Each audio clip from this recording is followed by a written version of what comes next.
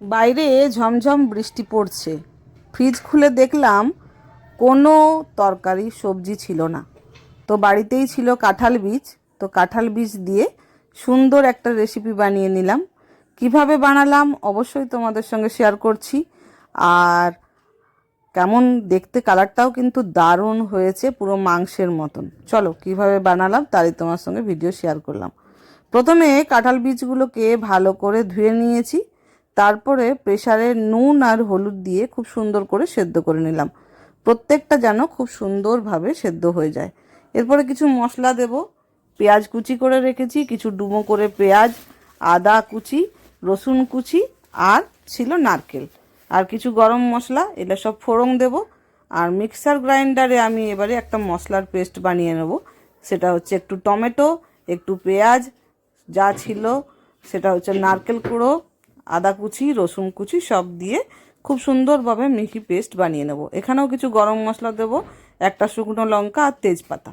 আলুগুলোকে কেটে রেখেছি ডুমো ডুমো করে, সেগুলো দেব। তেল গরম হয়ে এসেছে। এরপরে আমার যে ফোড়নের যেগুলো ছিল, জিরে, শুকনো লঙ্কা আর গোটা গরম মশলা, সব কিছু ভালো করে সুন্দর করে লাল লাল করে আমি ফোড়নটা ভেজে নেব। তারপরে দিয়ে দেবো কুচি করা পেঁয়াজগুলো। সুন্দর করে লাল লাল হয়ে যখনই দেখব যে খুব সুন্দর কালারটা চলে এসেছে, তারপরেই কিন্তু আমি এরপরে দেখো খুব সুন্দর পেঁয়াজগুলো মোটামুটি লাল লাল হয়ে ভাজা ভাজা হয়ে এসেছে। আর এদিকে কিন্তু আমার এটা খুব সুন্দর সেদ্ধ হয়েও গেছে। পেঁয়াজগুলো ভেজে নেওয়ার পরে এরপরে এতে দিয়ে দেবো আলুগুলো। কারণ আমার যে কাঁঠালের বীজগুলো সেগুলো তো সেদ্ধ হতে বেশিক্ষণ সময় লাগবে না, আলুগুলো সেদ্ধ হতে সময় লাগবে। অল্প পরিমাণ নুন দিলাম এতে আমি। এরপরে বাটিতে কিছু গুঁড়ো মশলা, যেমন জিরে গুঁড়ো 1 চামচ, ধনে গুঁড়ো 1 চামচ, শুকনো লঙ্কার গুঁড়ো 1 চামচ, হলুদ গুঁড়ো 1 চামচ আর নুন অল্প সামান্য দিয়ে আমি একটা সুন্দর করে পেস্ট বানিয়ে নেব। কিছুক্ষণ ভিজতে দেবো এই পেস্টটা, তাহলে কিন্তু খুব সুন্দর হবে। এতে আমি দিয়ে দিয়েছি একটু গরম মশলা আর চিকেন মশলা। মশলাটা পেঁয়াজ আদার পেস্টটা এরপর আমি আস্তে আস্তে কড়াইয়ের মধ্যে দিয়ে দেবো। এখানে কিন্তু সবসময় মনে রাখতে হবে লো ফ্লেমে কাজ হবে, কারণ লো ফ্লেমে হলেই আলুগুলো ভালো করে ভাজা হবে, সেদ্ধ হবে। আর মশলাটা কষতে কষতে যতক্ষণ না তেল ছেড়ে আসছে ততক্ষণ পর্যন্ত আমাদেরকে কষিয়ে দিতে হবে। কারণ মশলাটা যত সুন্দরভাবে কষা হবে ততই কিন্তু এর খাবারের টেস্ট আলাদা হবে। এরপর দেখো আলুগুলো মোটামুটি সিদ্ধ হয়ে যাওয়ার পরে আমি এই কাঁঠাল বীজগুলোকে, সেদ্ধ করা কাঁঠাল বীজগুলোকে এতে এবারে দিয়ে দেবো। এরপর কিন্তু আমাদের কাজ হচ্ছে সুন্দর করে কষিয়ে নেওয়া। যত কষাবো তত কিন্তু কালারও আসবে।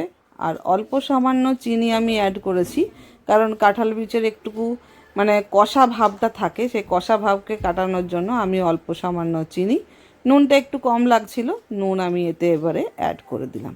তো এরপরে আমরা আবার কষিয়ে অল্প সামান্য প্রায় আধ বাটির মতন আমি গরম জল অ্যাড করেছি। এর সঙ্গে দিলাম আমি একটু সামান্য ঘি আর একটু সামান্য গরম মশলা। দেখো কি সুন্দরভাবে কিন্তু পুরো একদম দারুণ হয়েছে। আমার কাছে ধনে পাতা ছিল না, কস্তুরি মেথি পাতা আর একটু সামান্য গরম মশলা আমি এতে অ্যাড করে দিলাম সুন্দর গন্ধের জন্য। তো তোমরা কিন্তু ধনে পাতাও এতে অ্যাড করতে পারো। আমি কিন্তু কস্তুরি মেথি পাতা দিয়েছি কারণ আমার বাড়িতে ধনে পাতা ছিল না। এরপর এটাকে কিছুক্ষণ স্ট্যান্ডিং টাইমে রাখতে হবে। রান্নার যে কোনো জিনিসেই যদি স্ট্যান্ডিং টাইমে কিছুক্ষণ রেখে দেওয়া হয় ঢাকা দিয়ে, তার কিন্তু ফ্লেভার এবং তার মানে কি বলবো স্বাদ দ্বিগুণ বেড়ে যায়। এটা কিন্তু জেনে রাখা অবশ্যই দরকার। তো দেখো আমার কিন্তু পুরো মাংসের ঝোলের মতন আমার তৈরি হয়ে গেছে গরম গরম কাঁঠালের ডালনা। তো আজকে গরম গরম ভাতের সঙ্গে আমি কাঁঠালের ডালনা পরিবেশন করলাম। আজকের